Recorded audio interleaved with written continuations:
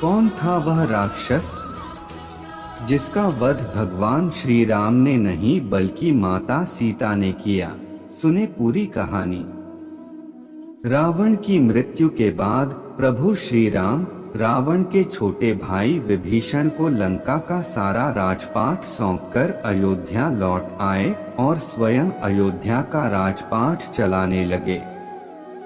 एक दिन जब प्रभु श्री राम अपनी राजसभा में बैठे थे, उसी समय अचानक लंका के राजा विभीषण भी राजसभा में पहुंच गए। सभा में पहुंचते ही विभीषण प्रभु श्री राम से गुहार लगाकर कहने लगे कि हे प्रभु, मेरी रक्षा कीजिए। लंका में कुंभकर्ण का पुत्र मूलकासुर आफत मचा रखा है। ऐसी ही मजेदार कथाएं सुनने के लिए हमारे चैनल को लाइक, शेयर और सब्सक्राइब करें। कुंभकर्ण का पुत्र था मूलकासुर।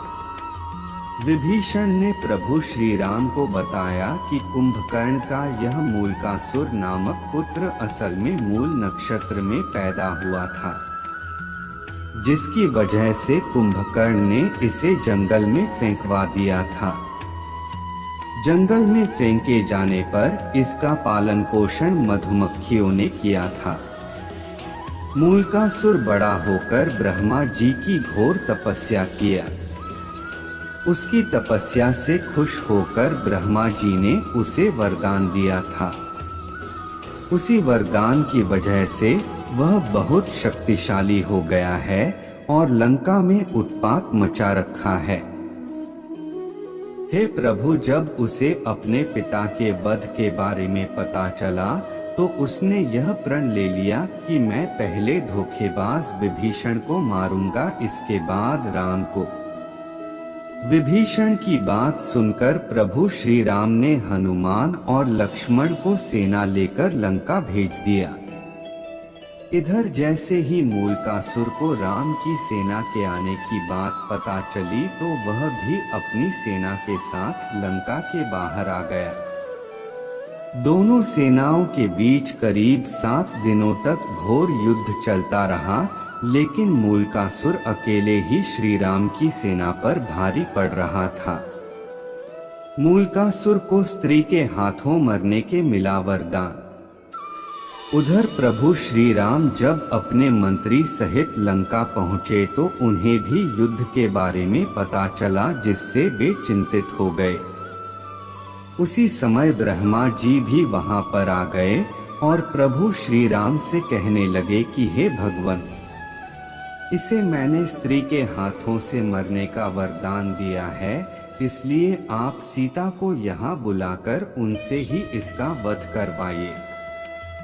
ब्रह्मा जी की बात सुनकर प्रभु श्री राम ने हनुमान को अयोध्या भेजकर माता सीता को लंका बुलाया।